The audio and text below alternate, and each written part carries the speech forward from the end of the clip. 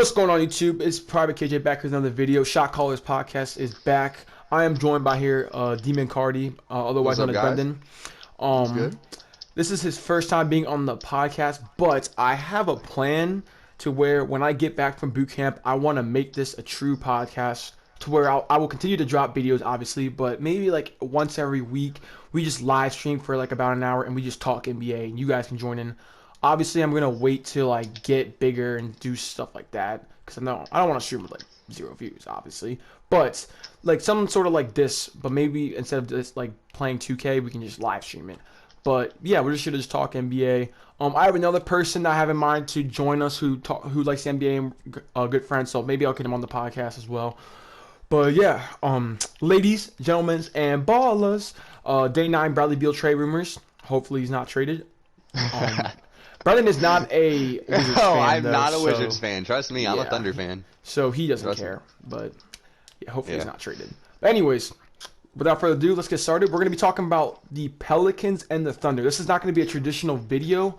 We're here to talk about his favorite team, obviously, and I want to talk about the Pelicans' struggles. Sweet. So as I've been seeing, they've been struggling, obviously, and I'm sure you guys have been watching that. But the big thing for me is when they lost yesterday to the Timberwolves, which is unacceptable. There was no Cats. There was no D'Angelo Russell. D'Angelo Russell was out with rest. And me watching that game, what I took away from that, and Brendan, I'll come to you in like about a minute. The lack of spacing is just so putrid. Like it's really bad. Yeah, basically the Pelicans, just watching them is just so frustrating. Like, Kyler, do you see, like, realize how BI and Zion just don't fit? Yeah. Like, do you see that too? So my personal opinion is I think that even though that spacing isn't perfect, I do think that they're talented enough to where they can make it work. It's just like, so Steven Adams, Eric Bledsoe, and Lonzo Ball, like no one thinks they're bad. Well, actually, there's a lot of NBA Reddit and Twitter communities that think Lonzo Ball's a bust. But my point is that Bledsoe, Ball, and Adams are good enough players on teams where like they can contribute for a championship team. But I think but I feel like they're more role players. Yeah, that's my type thing. I do think the spacing though is just terrible. Like I just said that. It's just again. hard to watch. With Steven Adams and both him and Zion in there, it just completely ruins the spacing because No, yeah, Zion definitely. this year hasn't been shooting at all. I think he's hit 1-3 on the entire year, like last game or something. And it's just not fun to watch him because BI, he has to ISO. But when he does that, Zion's just like sitting at mid-range and it just clogs the entire paint. So BI has to shoot some heavily contested midi and just misses it. Yeah, no, I totally agree with that. And then on top of that, Lonzo honestly hasn't been shooting well. He hasn't been shooting well at all this year. I mean, whatever that like 40 to 50 game sample, or more like 40 to 30 game sample size that was last year, is just non-existent. People are daring Eric Bledsoe to shoot, even though that he's not like a bad shooter or anything. It's just that he's not consistent, and everyone would rather live with an Eric Bledsoe shot. Adding to the fact that Brandon Ingram's more of like I would say like he'll take you off the dribble, settle for a mid-range, and there's like a lot of possessions where he's so good that it doesn't even matter. So like he'll just bail them out with like a last-second mid-range, like heavily contested shot. And at the end of the day, like it just gets to a point where like you have to have some sort of continuity on offense and some sort of consistency. It also does not help though that JJ Redick hasn't shown up on the offensive side of the ball. Yeah, JJ Redick cannot hit a shot right now. Yeah, I don't know where that's been, but I expect that to obviously change. I mean, everyone expects that to. I mean, why wouldn't they? JJ Redick's been a sharpshooter his whole career, but up until this point, he just hasn't been there. Exactly. That was the main thing of the game yesterday. When they were getting open shots, they were just missing them. They're just not hitting. It's just, you can't really do anything when you're missing shots, and one of your best shooters, supposedly one of the best shooters of all time, just can't hit a three for you. Like, not much you can do. Yeah, I think another big thing though is like even though they have the veteran leadership now with obviously Adams, JJ still there, I think the inconsistency on defense is not going to help them because for me personally, coming into the season, I didn't expect them to be some insane like defense. I at least thought they could be like slightly below average and get away with that, and then like them having like the pace on offense because I truly thought maybe the stats don't back that up for me and I'm just not like paying attention enough, but it seems to me that they could be playing with a bit more pace, and I think if they were like a top 3 team in pace, it would be a lot better for them. This type of team is a team that needs to run. Like with Zion, Brandon Ingram, like you need to run the floor. Like And that's especially what- with Bledsoe too. yeah. Bledsoe's a great finisher, and I just don't see him do that. Like Brandon Ingram, I think he had like 13 points or something in the first quarter, and he finished with like 19 or something because after that quarter he just cooled off and he wasn't pushing the pace because that's what they were doing the first quarter and that's why they were winning. And then after that something changed. And I think it also will help Lonzo's confidence because where he flourishes is in the open court. Yes. What He's I've such a been seeing, my bad. If you want to say No, you're something. good.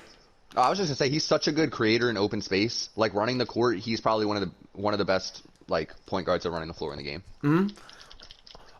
I would honestly argue, this might be a little bold for some people. I would honestly argue in running this floor like that, I think he's like a top 3 to 5 passer. Like I truly Yeah, think I that. agree.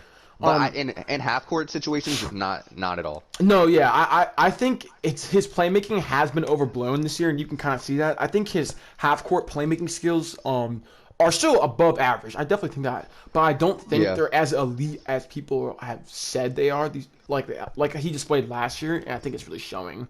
Well, it this kind of year. sucks that the Pelicans are trying to push him into the role of the shooting guard. Like Yes, Lonzo should be the definitely. point guard, but the experiment with him and Bledsoe starting just didn't work. Like No. honestly, in my opinion, they should put Lonzo at point and JJ back in at the 2, That's- just to stretch the floor.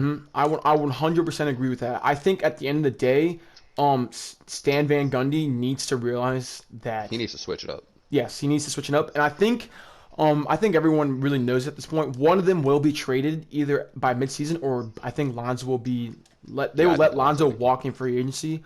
I really hope they choose Lonzo though, because I'm on the side of Lonzo where I believe in him. I think he can be a really good player in this league. I don't see like that all-star potential or anything like that. Do you think he's worth how much he's going to get paid?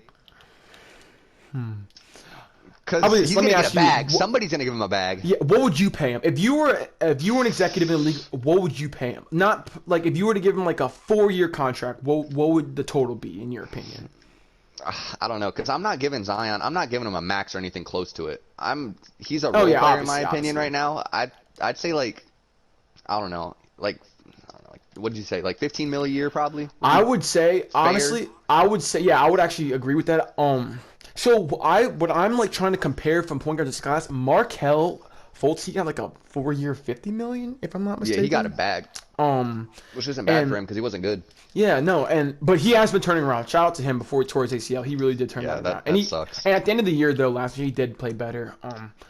But for someone, I think when you look back at the market, at the end of the day, he's going to get paid. There's teams out there that Yeah. believe that he will get paid. There's teams that in believe him. he still has that insane potential Yeah. that they saw coming out of college, but there's some teams that are just not going to see it and want to stay away from him. Yeah, Which I totally personally, if agree I with was a GM, I wouldn't target him because I just don't know. He's inconsistent. It would depend on what team I'm GMing for. Now, That's true. to answer the original question, though, I think what would be good for me is a 4-year.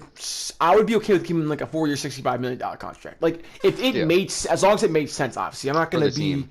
Yeah, I'm not gonna be the like Trailblazers or the Warriors, or like a team with an established point guard with plenty of years left to go, and just give Lonzo a contract. I'm not doing that.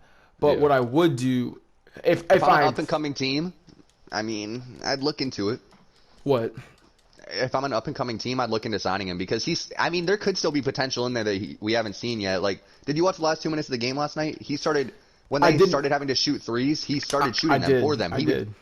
Yeah, he hit those 2 big threes in the end of the game to kind of make it close, and that's what they need to do with Lonzo. They need to give him more shots because I don't like Eric Bledsoe taking any of his shots. I get Eric Bledsoe's what I good, think, but yes. he's old and he's not going to be there for a long time. Like, I'd much rather take Lonzo in that situation. What I think they should do, because I think you have a point. I wouldn't exactly say and just give him more shots because at the end of the day, his efficiency is just so putrid. That's true. But what I do think is if you take Bledsoe out of that starting lineup, insert JJ Redick, It creates a lot better situation. Yes, it gives him the spacing. 2, dominance. let's just say it only frees up like a few more shots. I think the confidence level is raised because he'll have the ball in his hands. Because what I notice is that even though they're putting him at shooting guard, they let Lonzo bring it up, but he just kind of gives it off to like Brandon Ingram, and then he goes to the corner. Where that's Yeah. not his game. Exactly.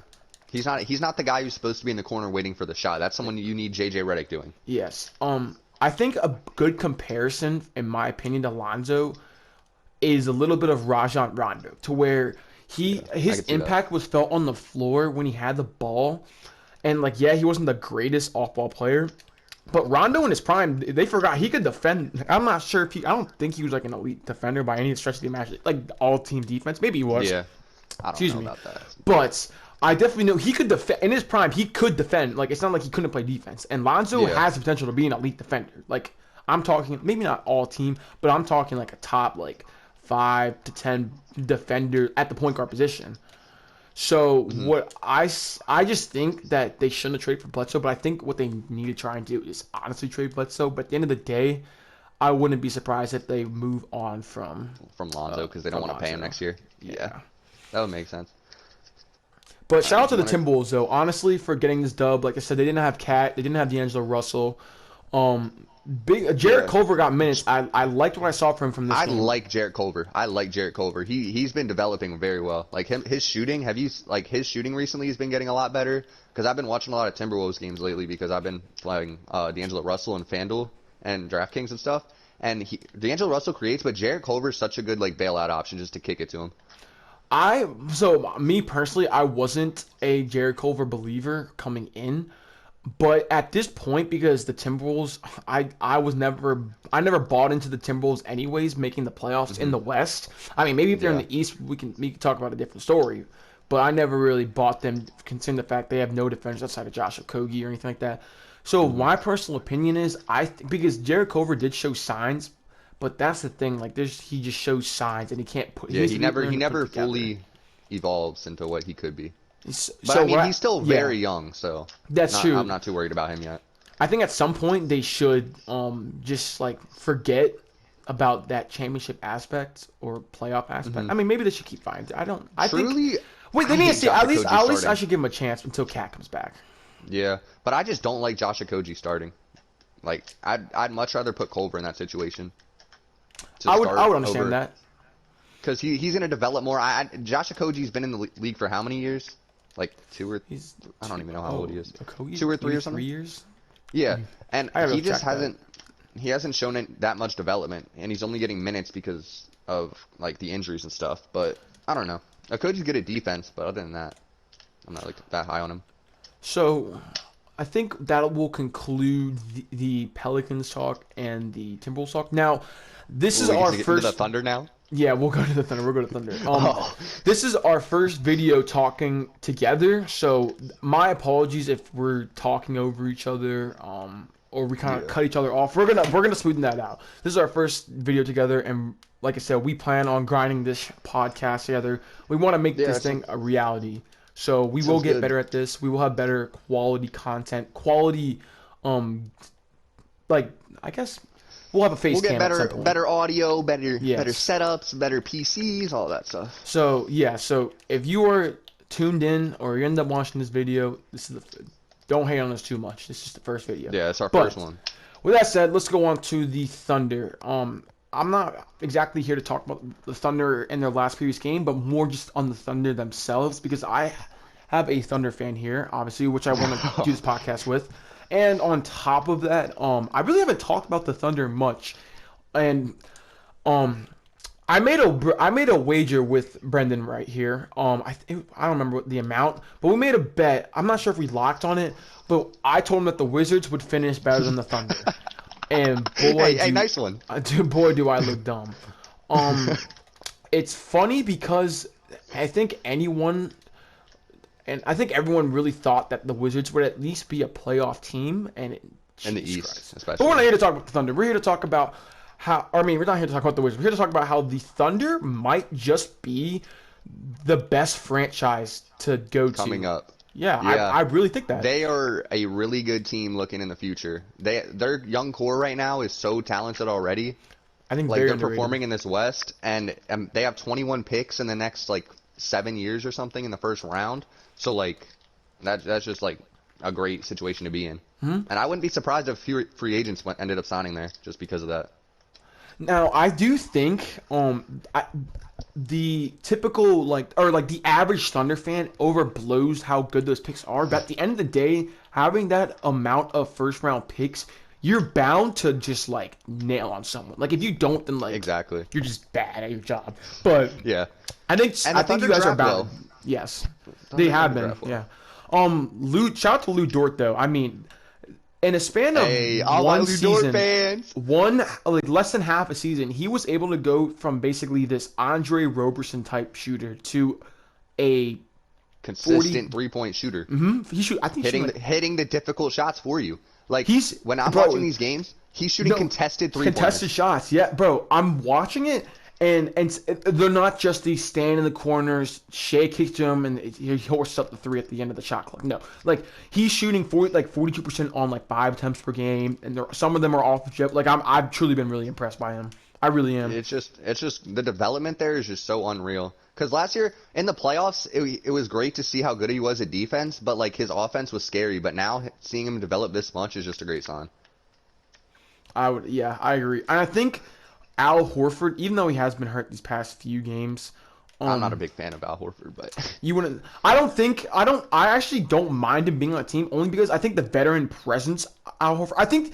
Okay, so me personally, and I watched a few videos from like Funky Diabetic or Rusty Buckets. The idea of Al Horford, regardless of the production, I think has value in itself. And let me explain.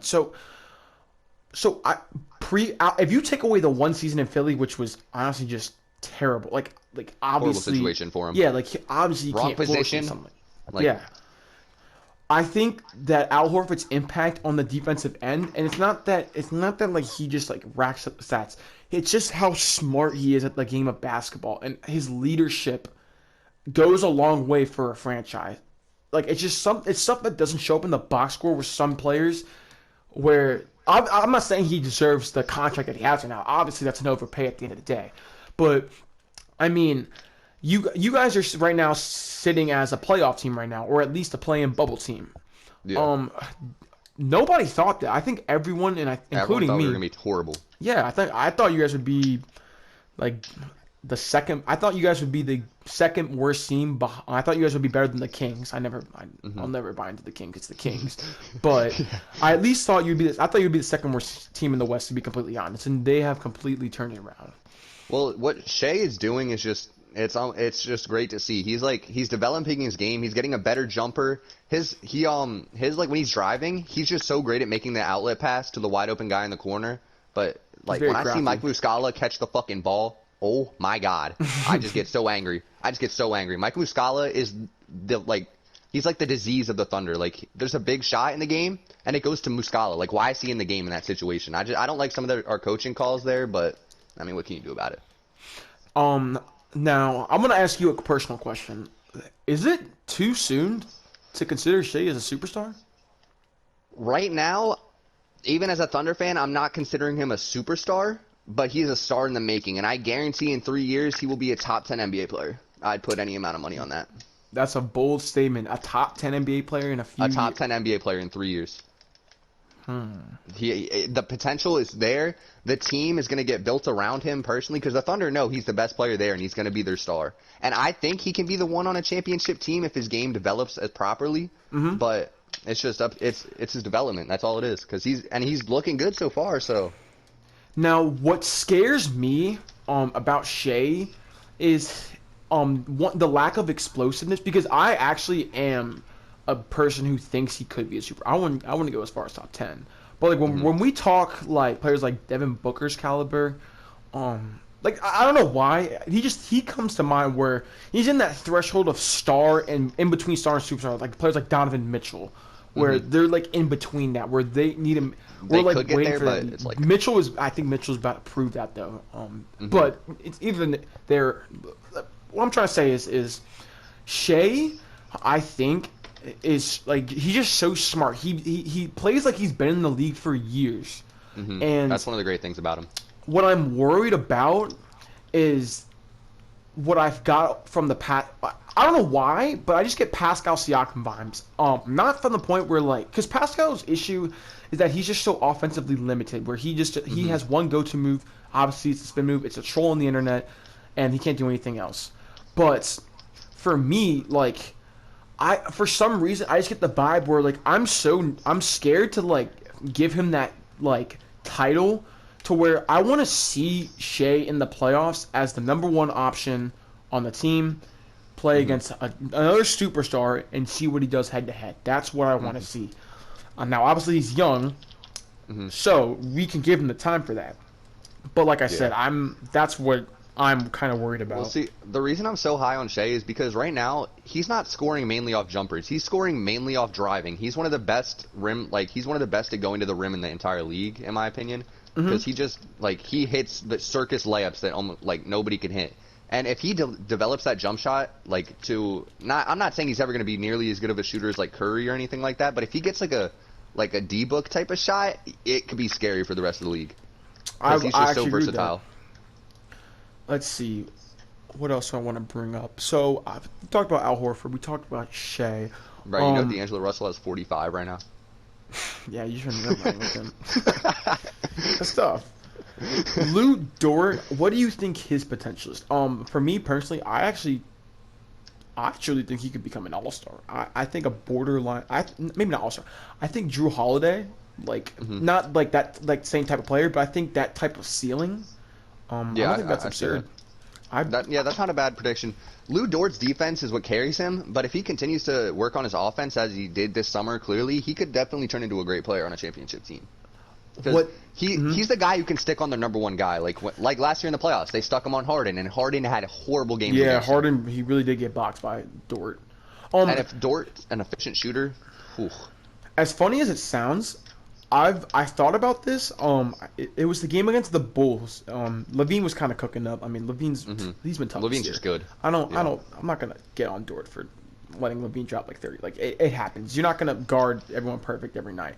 But for some reason, I get Kawhi Leonard vibes, from Lou Dort, as in like his defense is so elite to where as long as he can just work on his offense every year and improve on that side of the offense, I don't see a reason why he can't be elite like that. Like, I'm not saying as good as Kawhi Leonard, but when I said I think his ceiling is Drew Holiday, I think I honestly lied to myself. I honestly, like, if you were to tell me that Lou Dort could base his game off Kawhi, where like not like offensively, but I'm saying he feels his defense is so good that it fuels his offense to where he becomes just like 20 points a game, like. Yeah, and obviously he needs to keep the shooting. Let's see first if he can become a consistent shooter. Like I want to see that first, but I wouldn't be shocked. Like I would be the person to be like, damn, I really called that. Yeah, I mean, with him shooting, we don't have a good sample size for this season, but him shooting nearly 40%. I don't know what he's shooting from three, but I think it's around 40%. Him shooting that in the beginning of the season is like a really good sign that he can continue to do this. So. Looking back at the more younger players, because I'm not really here to talk. Oh shoot, but I'm not really here to talk about like Mike Muscala or anything like that, like these veterans outside of Al Horford. But what I am interested in talking about is the other young players. How many Poku? Okay, Poku has been pretty bad this year, but I at least think he can be decent. Like I'm not gonna just like give up on him. Like your players. I mean, yeah, he's one of the youngest rookies in the league. I think he's 19. Theo Maledon is also 19. I'm pretty sure he is the youngest rookie in the league. Like maybe he's like. I saw something when the Bulls game was going on, and the reporter brought it up. But I'm not gonna like give up on Poku. I actually thought Poku was gonna be a decent player. I mean, coming into the draft, he's just so skinny. Like he just needs to put on weight. He could develop into someone like Kristaps. I'm not saying he's going to be nearly as good as Kristaps ever, but like that's the type of player I see him becoming if he develops how he should. I agree. Actually, I really agree. I don't think anywhere close to that caliber, but I don't think that's an absurd. I don't think that's absurd to think of, like player mentality wise, like game wise. I think if they play Poku on the perimeter, I'm interested to see how good his perimeter game is. Yeah. Because who else excites me though? Who? Hamidou Diallo. He is a scorer, man. He's like a CJ McCollum. That's how I see him. He's a scorer. Those middies he hits are nice, and he's one of the best dunkers in the league. I'm kind of curious to see because Diallo, his year one, I was so nervous about because like honestly, like I just got this vibe of like this pure slasher who or like this like this dunker who can't do anything else. And this year he's really surprised me. Now he's still been inconsistent. I think that CJ Yeah. McCollum's a little too far fetched, but he's definitely he's just inconsistent. But like I said, he's still young. He's athletic. He's developing his mid-range game. Yeah, So I think what he needs to, I think he should try and focus on, and I think because the Thunder identity, I think at the end of the day is defense. If he can just become a smarter defender, I think that Yeah. will really improve. Now, I don't, like I said, he's young. He's only been in the league for like a year or two. I'm not really like worried right now, but he's just so athletic, man. Like I don't see a reason why it can't at least be like an above average defender, you know? Yeah. I agree with that. Do you want to talk about Theo Maledon a little bit or not? You can do that. I don't really. I really don't know much about him, to be quite Well, honest. Theo, he's a prospect. He's very young as well. He's a sniper, man. Him in the preseason games was nasty. Now in actual games, he's not getting like 30 minutes. Obviously, he's getting like 20 a game. But what he's doing with those minutes, he's actually like putting up points and stuff, which is actually surprising me. I didn't think he was going to play much this year, but I've been genuinely surprised. Hmm. All right, so I think that'll conclude what the podcast, the Shot Callers podcast for today. This was just a cool little video. It's definitely a lot longer. So if you actually watch this from top to bottom, that'll be tough. But like I said, I will conclude the video. Don't forget to leave a like and subscribe. Turn on notifications so you never miss anything. We plan on doing this at least once a week. By the time I get back, we will improve the quality of the videos. Me and Brendan will eventually be able to just come up with like a script or just like questions where we can talk about and we can go one at a time. This was just like kind of just like a fun little video I just want to do so you guys get the idea of what I want to do for this YouTube channel in the future. But yeah, that'll conclude the video. Brendan, you got anything else you want to say before we close All right, out? guys, just thank you for watching. Hope you guys have a great day, and make sure to like and subscribe. All right, man. I'll catch y'all later. Shot Callers out.